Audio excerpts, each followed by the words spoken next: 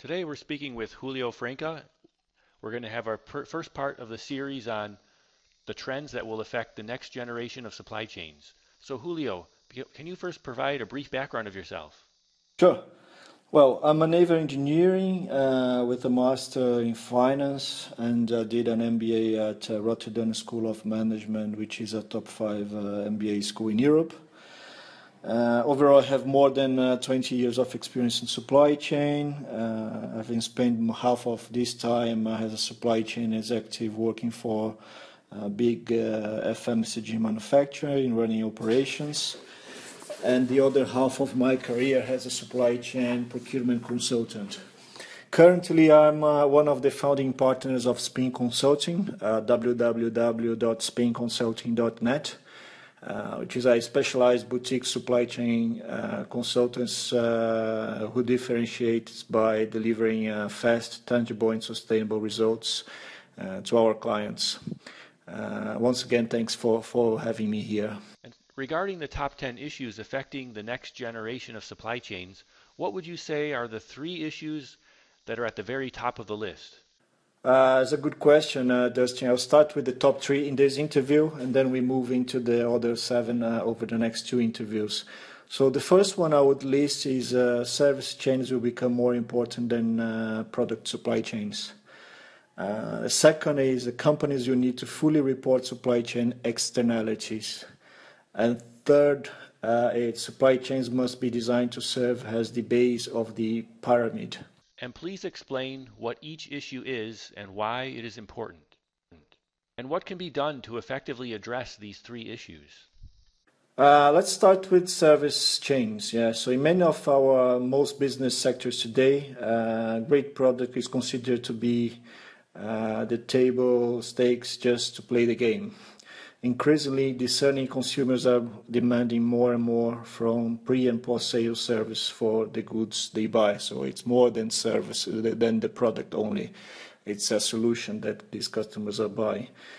Companies that effectively couple the pre- and post-sale service supply chain activities, including, for example, product knowledge, servicing the stores, warranties, consumer services in a responsible way, will emerge as the winners of the product-centric competitors. That message was, for example, mentioned by the CEO of Apple, Tim Cook, in his recent apology to consumers in China. Has the company perceived failure to listen to the feedback about the post-sale service? This was a great example of how a company with the most innovative products, such as Apple, in the marketplace, forgetting the consumers is still largely in change, and service plus product, in this case solution, and in specifically case of Apple, was a combination of warranty and repair practice. Can be really damaging. The second factor, or the second trend, is companies will need to report fully their externalities. Externalities can be defined as the impacts of the organization's manufacturing business processes on other segments of other parts of the society. And then increasingly, the companies will need to report these externalities.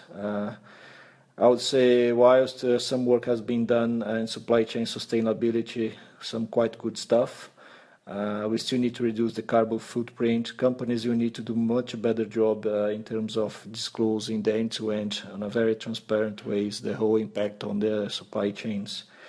That means measuring, reporting on the effect of major supply chain transactions on jobs created, for example, the carbon and the overall footprint optimization or reduction, procurement process, sustainable procurement, the different types of labor used, as well as the labeling in the packagings, especially in the food and beverage sector. Question 3, supply chains must be designed to serve the base of the pyramid. Well, the base of the pyramid is usually referred to the market. This is more this huge potential of the 5 billion plus people in the world, with income sometimes less than $2,000 per year. So the consumer and durable sectors, manufacturers in particular, will need to create products and create associated supply chains to support these products. That will then deliver the value and capture the value to this market segment.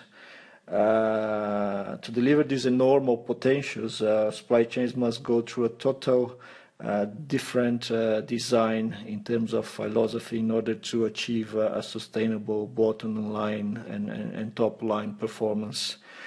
I would say that the current supply chain thinking is still largely based on the traditional cost plus value or cost plus model.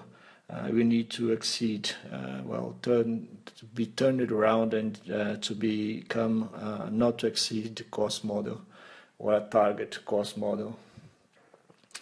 So those are the three first trends, and then in the next interview we will continue with the next 7 trends. So I hope you enjoyed it.